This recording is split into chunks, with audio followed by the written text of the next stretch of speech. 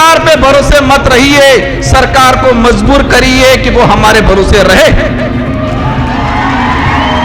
देश की संसद में रात की 1:30 बजे तक बैठता हूं हमारे आदिवासी भाइयों की आवाज उठाने के लिए, तो यहां पर मुझे 5 बजे तक बैठने में कोई दिक्कत नहीं है। हर कानून आता है, जिस बजट सत्र में आता है उसी बजट सत्र में पास हो जाता है, लेकिन आदिवासियों के कानून 20 साल हो गए, 25 साल हो गए संसद में आने के बावजूद भी रुके हुए। देखिए देश के अंदर छोटी सी कुछ घटना हो जाती है, हाहाकार मच जाता है, मीडिया हो, सरकार हो, न्यायालय हो, कोर्ट हो, संज्ञान ले लेती है। लेकिन आज भारत देश के अंदर पिछले 1.5 साल में 300 से 400 आदिवासी नक्सलाइट के नाम से मारे गए, इस पे किसी ने संज्ञान क्यों नहीं लिया? हम कह रहे हैं एक तीर एक कमान, तो क्या छत्तीसगढ़, झारखंड, उड़ीसा वाले आदिवासी एक तीर एक कमान के अंदर नहीं है? सभी को जय जोहार। थकान तो नहीं हुई है? पक्का कोई नहीं थका है? बीच में से आवाज आ रही थी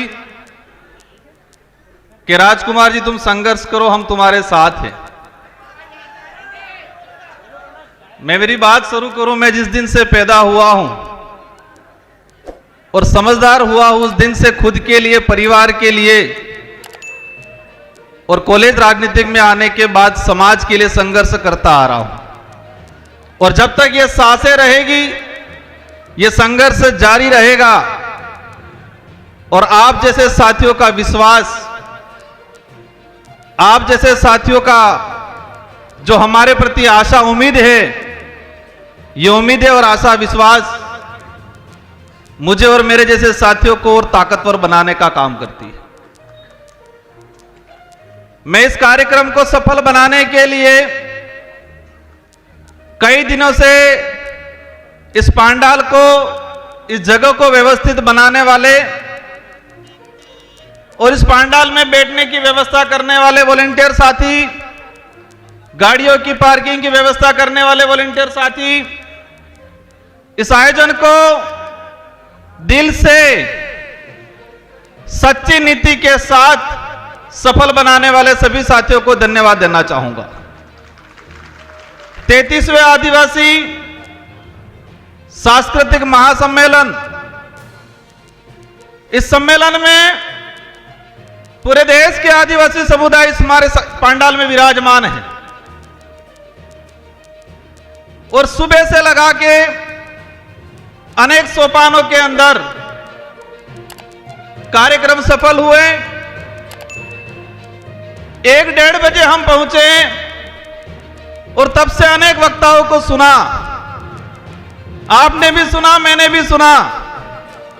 सबने अच्छी अच्छी बातें की, अधिकतर बातों पे तालियां बजी, अधिकतर बातों पे जयकारे लगे। एक बात कॉमन निकल के आई कि हमें संघर्ष करना है।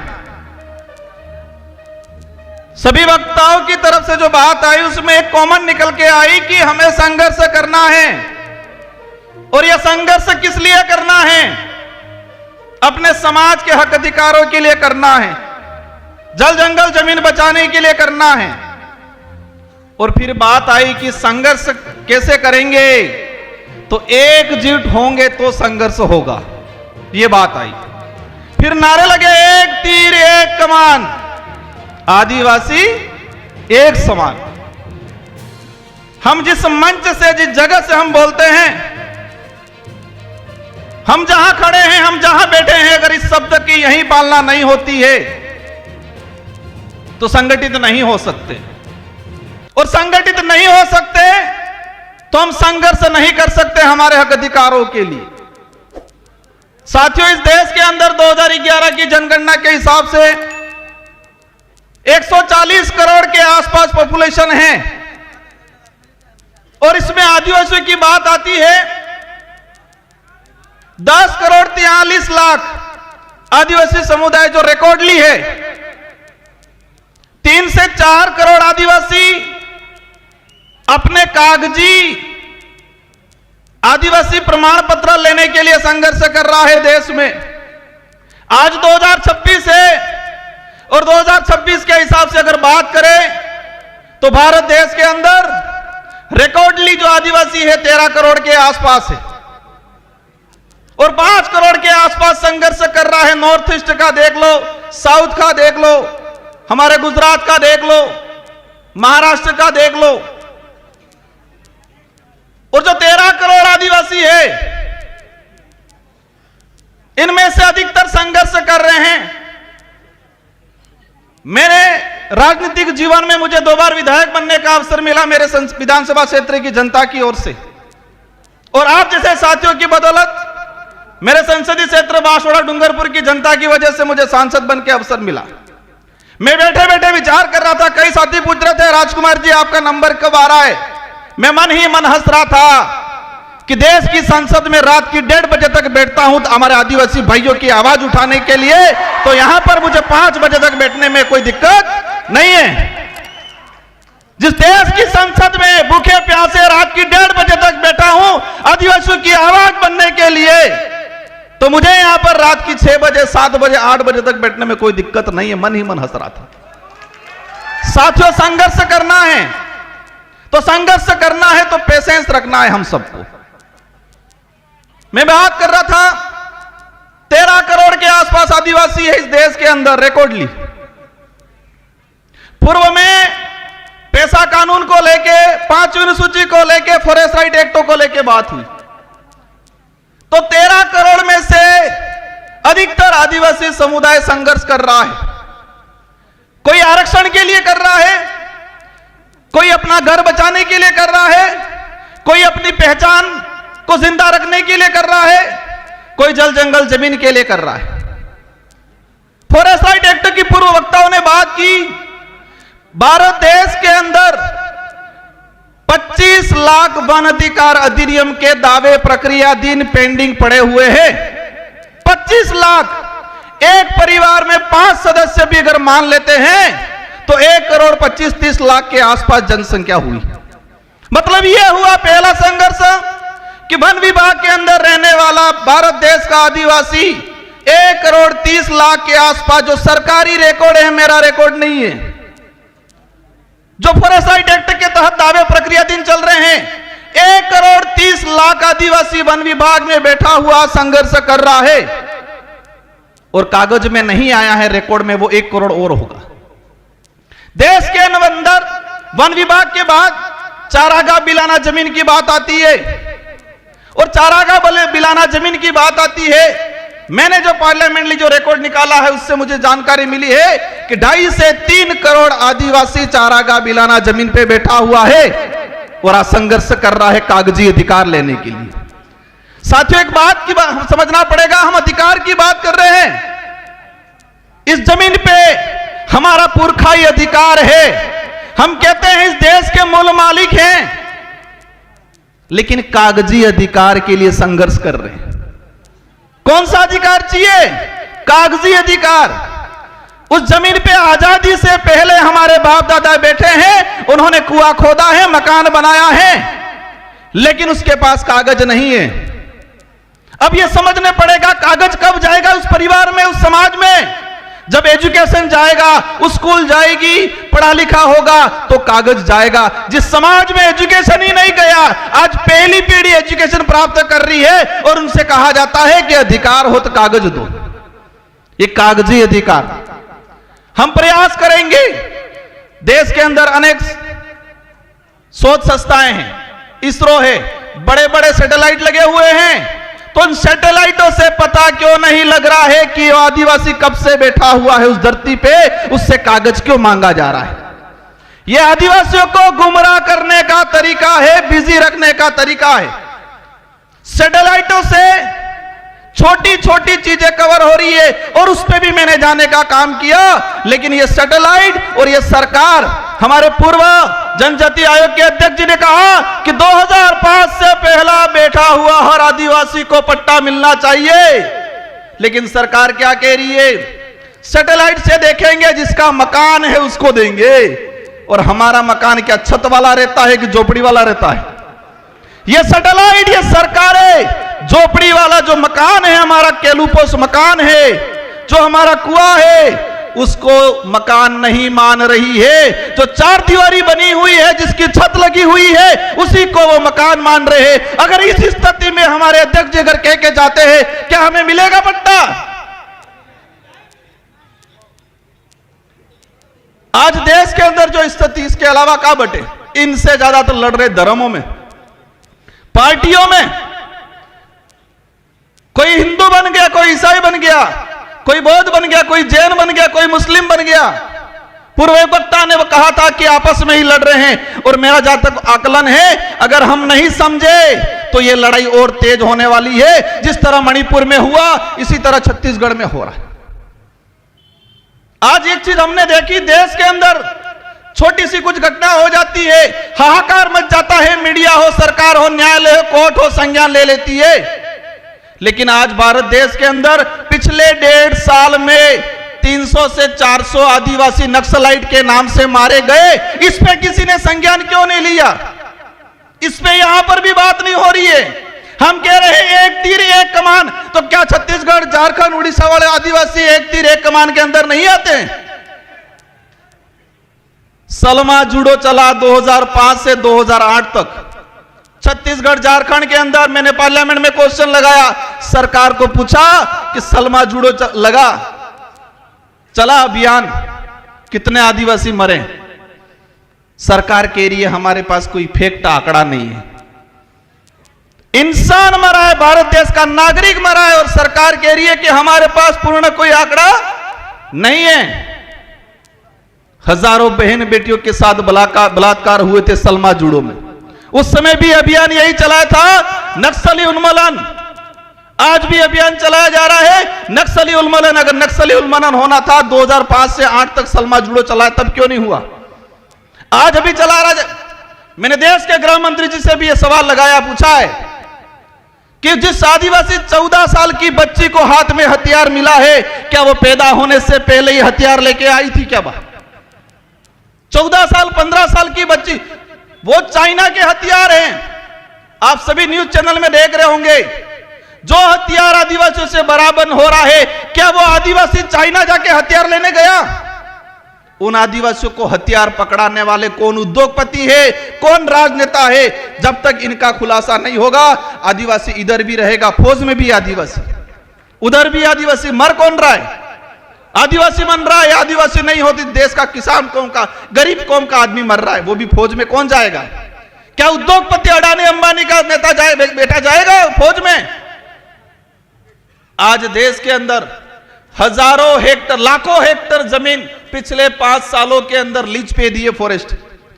एक चीज देखा, मेरे अंदर भी पहले डर था, जो कोई कार्यक्रम कराते उनको भी डर रहता है कि कोई कुछ बोल नहीं दे, पीछे हमारे को पुलिस पूछेगी। डर से लड़ाई नहीं लड़ी जाएगी, डरोगे तो मरोगे। हम सच्चाई के लिए लड़ रहे हैं तो लड़ना पड़ेगा। अगर हम जो बात बोल रहे हैं, सरकार लिख के दे दे ये गलत है, जो बात हम पार्लियामेंट में बोल सकते हैं, वो बात इस मंचों से भी होनी चाहिए आप लोगों के द्वारा। मैंने कहा था मुझे बारी नहीं मिलेगी, चलेगा। मैंने यह भी कहा था कि मुझे नहीं बोलना है, मैं सुनना चाहता हूं। साथियों, मैंने पिछले सम्मेलन आयोजन कमेटी का सम्मान करता हूं सभी का। मैंने पिछली बार में कहा था कि हम जो हर साल आयोजन करते हैं, जितने जो वक्ता अपनी बात रखते हैं, एक मेमोरेंडम बनाए, प्रस्ताव बनाए, और वही डेलीगेशन राष्ट्रपति से मिले, प्रधानमंत्री से मिले, सारे राज्यों के मुख्यमंत्री से मिले। ये करना पड़ेगा। बाकी हम सांसद बन जाएंगे, विधायक बन जाएंगे, इनमें से बेटे फिर जो जिनके मंशा है वो बन जाएंगे, होना कुछ नहीं है। देश के अंदर 47 आदिवासी सांसद आते हैं।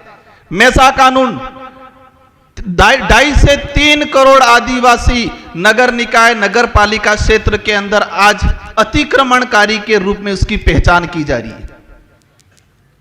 2.5 से 3 करोड़ आदिवासी। म्युनिसिपल एक्ट शेड्यूल्ड एरिया के अंदर स्पष्ट कहा गया है, और इसका मैंने पार्लियामेंट में 2001 से। साथियों, एक बात जानना आज कि देश की संसद को भी देखा है, राजस्थान की विधानसभा को भी देखा है, लेकिन हर कानून आता है जिस बजट सत्र में आता है उसी बजट सत्र में पास हो जाता है, लेकिन आदिवासियों के कानून 20-20 साल हो गए, 25-25 साल हो गए संसद में आने के बावजूद भी रुके हुए। मेसा कानून 2000 में आया, 2003 में इसकी कमेटी की रिपोर्ट आ गई और आज तक पेंडिंग पड़ा हुआ है, क्योंकि वो आदिवासी के हित का था। मेसा कानून आता तो शहरीकरण के इलाके में जो आदिवासी रह रहा है उसको विशेष राइट मिलते, उसकी जमीन रिजर्व हो जाती। मैं समझता हूं समय काफी हो गया है। इस कार्यक्रम में हजारों किलोमीटर से दूर से आए लोग, कोई 300-400 किलोमीटर से दूर से आए, कोई अमीर परिवार वाला नहीं आए इस पंडाल में, सभी गरीब परिवार से आए हुए लोग हैं। क्योंकि अमीर तो आरक्षण ले लिया, नेता बन के अधिकारी बन गया, अपनी मस्ती में आधुनिक सुख सुविधाओं को संभोग करने में मस्त है। सारे ऐसे नहीं होंगे, 10% हैं हमारे बीच में अधिकारी कर्मचारी आए हुए, इनका सम्मान करता हूं मैं, लेकिन अधिकतर रिजर्वेशन का लाभ लेके हुए घर पे बैठे हुए। इस पंडाल में मजदूरी करने वाला भाई आया हुआ है। और यह बात भी समझना भाइयों, आजादी की लड़ाई देख लो, अंग्रेजों से लड़े हो, मुगलों से लड़े हो, राजा रजवाड़ों से लड़े हो, उनसे लड़ाई किसने लड़ी है? आदिवासी ने लड़ी है। और आदिवासी में भी किसने लड़ी है? जो गरीब था उसी ने लड़ी है भाइयों। बिरसा मुंडा को हम याद करते हैं, वो गरीब परिवार से थे। संविधान सभा में जयपाल सिंह मुंडा ने बात रखी थी। और एक बात सबको जानना पड़ेगा कि संविधान सभा में अगर जयपाल सिंह मुंडा नहीं होते, 1875 का जो अधिनियम है, जो हमारे प्रावधान थे, जो 1950 के संविधान के अंदर सम्मिलित नहीं होते, वो जयपाल सिंह मुंडा को आज हम भूलते जा रहे हैं। साथियों, बातें अनेक हैं, लेकिन मेरी 2 से 3 बातें आपसे अपील है। अधिकतर सरकार पे भरोसे मत रहिए, सरकार को मजबूर करिए कि वो हमारे भरोसे रहे। उल्टा करना है, हम सरकार के भरोसे नहीं, सरकार समय आने पर लोकतांत्रिक जो व्यवस्था है उस दौरान हमारे भरोसे बैठे, यह तय करना है। वो कैसे करना है आप समझ जाओ। और एक चीज देखी मैंने, 13 करोड़ के आसपास आदिवासी है, इसमें से 29 राज्य हैं, और 29 राज्य में सबसे ज्यादा आदिवासियों की संख्या किस राज्य में है? सबसे ज्यादा आदिवासी संगठन किस राज्य में है? सबसे ज्यादा आदिवासी ST reserve MLA seat, MP seat किस राज्य में है?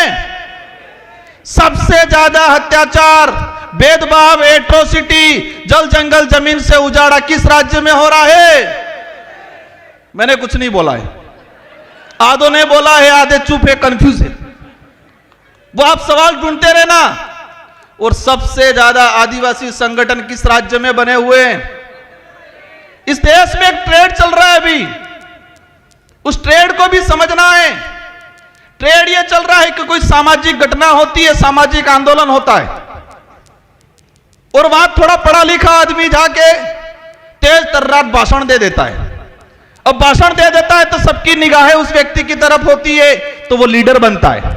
और जो लीडर बनता है तो मनुवादी सोच के बनी हुई पार्टियां उसका शिकार करती है। क्या करती है? शिकार करती है। पहले भावतोल करती है, और भावतोल में नहीं जमता है तो वो शिकार करती है। ये हो रहा है, मैं किस राज्य में, किस देश में, किस समाज में हो रहा नहीं, लेकिन यही ट्रेड चल रहा है कि कहीं सामाजिक एक्टिविटीज हुआ, कहीं एट्रोसिटी हुआ, कहीं जल जंगल जमीन की बात हुई, 50-100-500 लोग इकट्ठे हुए, 1-2 नेता जाएंगे, वह भाषण देंगे जोरदार, उनकी वैल्यू बढ़ेगी, और राष्ट्रीय पार्टियां बनी बनाई लीडर को खरीदने का काम करती है। अगर वो नहीं खरीदा जाएगा तो वो जेल की सलाखों के पीछे होगा। अब आपको तय करना है, ये बड़ी विडंबना है। कहोगे राजकुमार रोज तो कह रहा है ऐसा करना भी है, और फिर कह रहे कि ऐसा नहीं भी करना है। ये कंफ्यूजन है, ये बड़ी विडंबना है कि हमें सही व्यक्ति को, सही विचारधारा को कैसे चॉइस करना, ये आप पे छोड़ के जाना चाह रहा हूं। हमें विवेकशील बनना है, सोचने समझने की शक्ति डेवलप करनी है। यह बात जरूर है कि आदिवासी समुदाय बोला है, लेकिन इस समुदाय को कुछ लोग इस बोलेपन का फायदा उठाते हैं। और अंतिम में एक बात कहना चाहूंगा कि मेरे लिए तब सुनोगे आप, मेरा साथ तब दोगे, मैं सही नीति पे चलूंगा, सही बात के लिए लड़ूंगा, मेरी कथनी और करनी में अंतर आएगा, उस दिन राजकुमार रोध की भी नहीं सुनी जाएगी। देश के अनेक संगठन हैं, आदिवासी एकता परिषद पे पूरे देश के आदिवासियों की निगाहें हैं। इस पंडाल में लाखों लोग हैं, लेकिन करोड़ों लोग यूट्यूब के माध्यम से घर बैठे हुए आदिवासी एकता परिषद के कार्यक्रम को आज देख रहे हैं। वो हमारा अध्ययन कर रहे हैं। मेरा अनुरोध है, इस छवि को बरकरार रखना, यह कारवा बढ़ना चाहिए। हमें स्वच्छ सही नीति से इस संगठन को चलाना है। मैं एक आदिवासी समुदाय का एक मामूली आदमी होने के नाते मेरा हमेशा सहयोग रहेगा। विचारधारा उद्देश्य कुछ हो सकते हैं अलग, लेकिन आदिवासी समुदाय के हक अधिकार, उनको एकजुट करने की बात आएगी, राजकुमार रोध खड़ा रहेगा। लेकिन मेरा हाथ जोड़ के अनुरोध है कि कथनी और करनी में अंतर मत आने देना, नीति सही रखना। अगर नीति में मेरी और कथनी करनी में, मेरा उदाहरण ले लेता हूं, फर्क आ गया, समाज आज कारवा है, लेकिन नीति और करनी और कथनी में अंतर आ गया, पीछे कोई नहीं मिलेगा कुछ समय बाद। इस बात को ध्यान रखना सभी। समाज को जरूरत है। समाज हर बार ठगा गया है, हर व्यक्ति से ठगा गया है, हर संगठन से ठगा गया है। हम प्रयास करते हैं, हम सबको मिलकर प्रयास करना है, क्योंकि एक बार कोई लीडर बनता है और वो कोई गड़बड़ कर देता है, समाज ठगा हुआ महसूस करता है। कोई संगठन बनता है, उस संगठन से आस लगती है, अगर वो संगठन कथनी और करनी में अंतर कर देगा तो समाज ठगा हुआ महसूस करेगा। भाइयों, आजादी के बाद से हजारों बार आदिवासी समाज ठगा हुआ है, व्यक्तियों के द्वारा, संगठनों के द्वारा। हम प्रयास करो, आप ज्यादा कुछ नहीं कर पाओगे, चलेगा, लेकिन कथनी और करनी में अंतर मत आने देना, और सही नीति से, निष्पक्ष नीति से हमें आगे बढ़ना है। इन्हीं शब्दों के साथ आप सबको धन्यवाद, आभार। जय जोहार, जय भारत, जय बिल प्रदेश, जय संविधान। एक तीर एक कमान, एक तीर एक कमान, इस नारे की भावना है, उसको जिंदा रखना। जय जोहार।